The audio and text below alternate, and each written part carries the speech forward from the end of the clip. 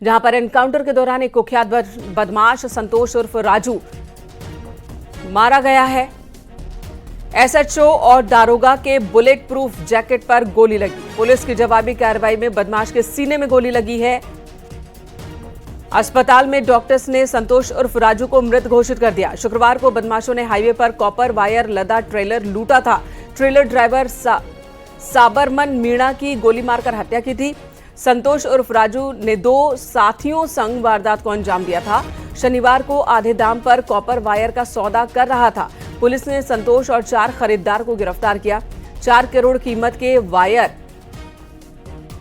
से लदा ट्रेलर भी बरामद कर लिया गया है। पिस्टल बरामद करने के लिए पुलिस घटनास्थल पर उसे लेकर पहुंची थी। बदमाश ने लोडेड पिस्टल से पुलिस टीम पर गोली चलाई। एसएचओ और एक दारोगा के बुलेट प्रूफ जैकेट पर वो गोली लगी और जवाबी एक्शन में संतोष उर्फ राजू मारा गया। जौनपुर का रहने वाला था कुख्यात बदमाश संतोष उर्फ राजू। तो उसे 1-2 नहीं बल्कि 6 गोलियां लगी हैं। उसने पुलिस टीम पर फायरिंग की थी। बुलेट प्रूफ जैकेट होने की वजह से 2 पुलिस वाले बच गए जिस पर उसने गोली चलाई थी, लेकिन संतोष मारा गया। घेराबंदी करके पुलिस ने उन 4 व्यापारियों को जो डीलिंग कर रहे थे उनको और एक बदमाश को अरेस्ट किया है। बदमाश से जब पूछताछ की गई और उससे पूछा गया कि जो जिससे तुमने ड्राइवर को गोली मारी थी वो पिस्टल कहाँ है, और पिस्टल बरामद कराने के लिए जब बदमाश झाड़ियों में ले जाता है वहाँ से पिस्टल उठाकर पुलिस के ऊपर ताबड़तोड़ फायरिंग शुरू करता है। पुलिस ने भी किसी तरह से अपने को बचाते हुए आत्मरक्षा उस पर बदमाश का काउंटर जवाब देती है, फायरिंग करती है, काउंटर फायरिंग होती है जिसमें बदमाश को गोली लगती है और उसकी मृत्यु हुई है। धारा सिंह हमारे सहयोगी ज्यादा जानकारी के साथ इस वक्त फोन लाइन पर हैं। धारा, इस बदमाश के बारे में बताएं। ताजा वारदात तो ठीक है, कॉपर लदा ट्रेलर इसने लूटा था, एक शख्स की हत्या की थी। इससे पहले भी इसके खिलाफ वारदात के केसेस दर्ज हैं।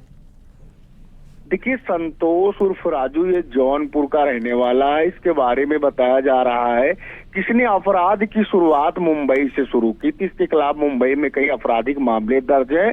फिलहाल मुंबई से जब एक यूपी आता है, अपने जिले जौनपुर आता है, तो वहां पर अपना एक गैंग बनाता है और कार के जरिए हाईवे पे रेकी करता है और जिन बड़े वाहनों में कोई कीमती धातु लोड होती है तो उन्हीं वाहनों को ओवरटेक करके रोकता है। उसमें फिर चाहे तांबा हो, पीतल हो या सरिया हो, ये सामान कोशिश करता है पहले ड्राइवर को अपने अंडर में लाने के लिए। ठीक वैसे ही जो कौशाम्बी की घटना कारित की गई है शुक्रवार को, वैसे ही किया था, लेकिन वो ट्रेलर चालक नहीं था बल्कि उस ट्रेलर का ऑनर था, इसलिए वो इनके बहकावे में नहीं आया, जिसको इसने पिस्टल से गोली मार दी। हालांकि इसके 2 साथी और मौके पे थे। और हैरानी की बात तो यह है कि इस वारदात को अंजाम देने के बाद ये प्रतापगढ़ की सीमा में उस वाहन को खड़ा करके 4 लोगों को बुला करके 2 करोड़ों में सौदा कर रहा था जब पुलिस ने इसकी गिरफ्तारी की है। इसकी निशानदेही पर जब पुलिस ने घटना में पिस्टल बरामद करने के लिए इसे मौके पर ले गई तो वहां पे लोडेड, तो वहां पर एनकाउंटर की स्थिति बन गई। ये बताइएगा, ऐसी कौन सी परिस्थिति थी धारा? ठीक है, इसने पुलिस टीम पर गोली चलाई, बुलेट प्रूफ जैकेट की वजह पुलिसकर्मी बच गए उस वजह से, लेकिन ऐसी कौन सी परिस्थिति थी कि इसके सीने में 1-2 नहीं बल्कि 6 गोलियां लगी? देखिए, पेशेवर अपराधी है, शातिर अपराधी है। इसके जो प्रोफाइल है वो पुलिस पहले ही खंगाल चुकी थी, क्योंकि इसकी गिरफ्तारी के बाद थाने में इससे पूछताछ की गई थी और इसकी पूरी कुंडली खंगाल ली गई थी। लिहाजा ये इतना शातिर था, जैसे ही मौके पर पहुंचा है लोडेड पिस्टल से 1-2 नहीं बल्कि पूरे 4-5 फायर किया है, ताबड़तोड़ फायर किया है। सीधे जो वहां पे एसएचओ सीबी मौर्या मौजूद थे, एक अन्य दरोगा मौजूद था, उनके सीने पे जाकर वो गोलियां टकराई है। गनीमत रही कि उन्होंने बुलेट प्रूफ जैकेट पहन रखी थी, जिससे उनकी जान तो बच गई, लेकिन पुलिस की जवाबी कार्रवाई में मारा गया है। तो पुलिस इस गैंग से जुड़े अन्य लोगों को भी अब तलाश कर रही है कि इस गैंग में कितने लोग शामिल थे और कौन कौन इस घटना में शामिल था। ठीक है तारा, धन्यवाद इस वक्त पूरी जानकारी देने के लिए। तो पुलिस इससे एक बड़ी कामयाबी बता रही है और बहुत सारी जानकारियां पुलिस ने इसके जरिए जुटाई थी पूछताछ के दौरान। उसके आधार पर गैंग के बाकी सदस्यों की तलाश की भी बात पुलिस कर रही है।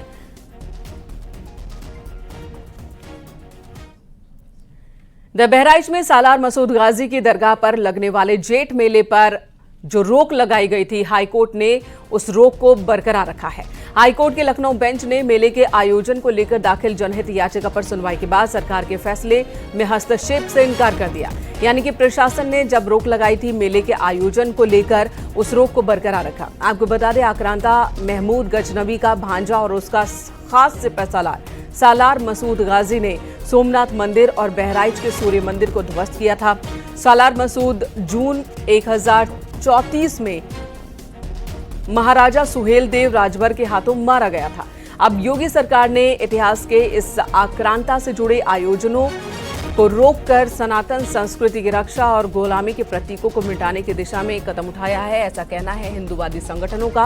हिंदूवादी संगठन लंबे वक्त से डिमांड कर रहे थे कि गाजी के नाम पर लगने वाला मेला, चाहे वो संभल में हो या बहराइच में, वो मेला आयोजित नहीं होना चाहिए। प्रशासन में कई बार शिकायतें दर्ज कराई गई और इस बार प्रशासन ने यही फैसला लिया कि बड़ी संख्या में आबादी नहीं चाहती कि मेले का आयोजन हो और इसलिए मेले की इजाजत नहीं दी जा सकती।